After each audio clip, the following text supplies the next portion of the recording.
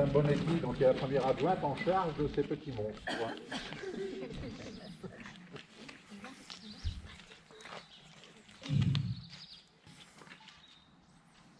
La Première Guerre mondiale, appelée aussi la Grande Guerre, a fait un nombre incroyable de victimes, dont celles que nous commémorons aujourd'hui.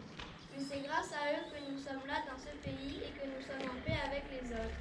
Je pense donc que nous devons leur dire merci. Merci de vous être battus pour nous et les générations futures.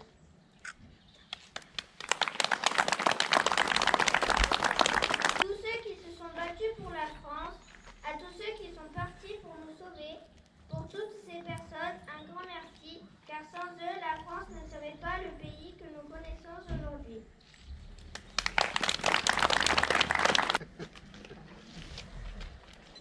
Aujourd'hui, le 11 novembre, nous pensons à ces gens qui se sont battus pour nous.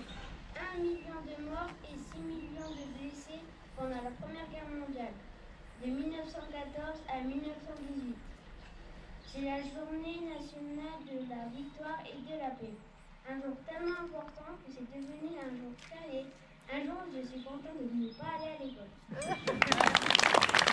Je suis ravie d'être là avec vous pour honorer ceux qui se sont sacrifiés pour la France. Nous ne les oublions pas. Nous les remercions pour leur dévouement et leur courage. Merci. Ça nous change, hein? On n'a plus d'école, mais on a des idées. Hein? Merci à vous. La Grande Guerre a marqué des consciences et imprégné des mémoires. Événement qui transcende le temps et franchit les générations. Nul besoin d'ajouter une année ou un millésime. Ce jour et ce mois ont intégré depuis plus d'un siècle notre patrimoine commun. À la 11e heure du 11e jour du 11e mois, après 4 interminables années, le canon s'est tu. La fureur s'est calmée. Le dernier mort, le dernier tir, la dernière détonation. Depuis Compiègne, où l'armistice a été signé à l'aube, jusqu'au front, du premier des clairons à tous les clochers de France, de l'esplanade de chaque ville à la moindre place de village, une déferlante de soulagement. Un soupir de délivrance ont traversé le pays de part en part. Derrière l'allégresse, derrière le tricolore flottant aux fenêtres et les Marseillaises triomphantes, partout le deuil, les blessures inguérissables, les ruines matérielles, morales et humaines qui se sont installées pour longtemps. Des mères et des pères qui n'ont pas retrouvé leur fils, des fratries qui n'ont pas retrouvé leur père, des épouses et des époux qui ont perdu l'être aimé. Le pays est traversé par la sourde évidence que rien ne sera plus jamais comme avant.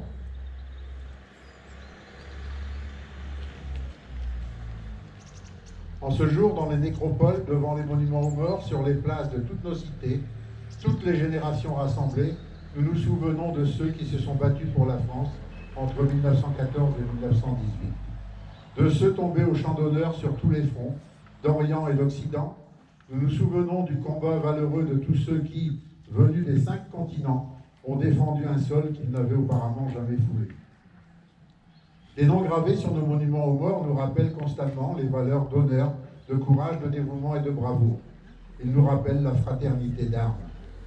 La même fraternité unit toutes les filles et tous les fils de France qui œuvrent aujourd'hui à la défense de notre pays et qui mènent notre inlassable combat pour la liberté.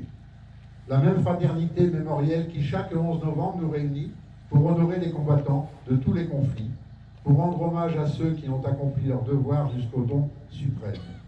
La nation salue la mémoire des soldats morts pour la France. Aujourd'hui, dans un même mouvement, la France Reconnaissance fait cortège au cercueil d'Hubert Germain, jusqu'à la crypte du mémorial de la France combattante au Mont-Valérien. Selon la volonté du général de Gaulle, l'ultime compagnon de la libération y reposera. Derrière la mort, parmi les premiers de 1940, Hubert Germain est le porte-étendard des 1038 illustres qui ont tant fait pour l'idéal de liberté et l'esprit français. La flamme des compagnons s'est éteinte, mais nous sommes les dépositaires, et vous êtes les dépositaires, de ces braises ardentes. Entretenons-les sans cesse, ravivons-les inlassablement, en honorant ceux qui donnent leur vie pour la France, ceux qui la servent avec dévouement et courage. Et parmi ceux-ci, On a l'habitude depuis quelques années de citer les soldats morts pour la France depuis le 11 novembre 2021, depuis l'année dernière.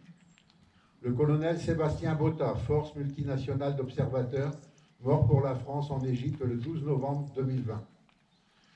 Le brigadier Dorian Issa Kagnan, 1er régiment des chasseurs parachutistes, mort pour la France au Mali le 28 décembre 2020.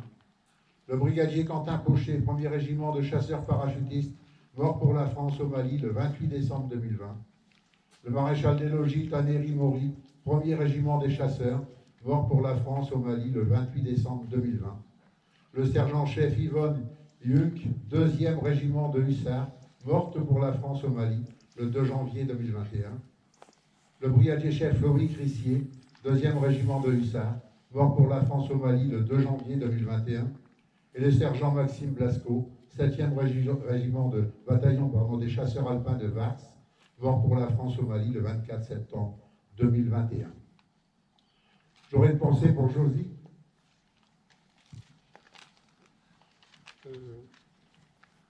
À Marie-Pierre, à ses enfants, à son mari. Demain, nous aurons également nous pourrons assister aux obsèques de Madame Hélène Granet, qui a rejoint son mari et son fils au cimetière à 11h. Mesdames et messieurs, la cérémonie est maintenant terminée. Les enfants vont vous servir un coup à boire chez Jean-François. Merci pour votre présence qui est toujours plus nombreuse. Merci d'avoir accepté l'heure de 10h, mais je dois être à Castellane à 11h, donc pour la même cérémonie.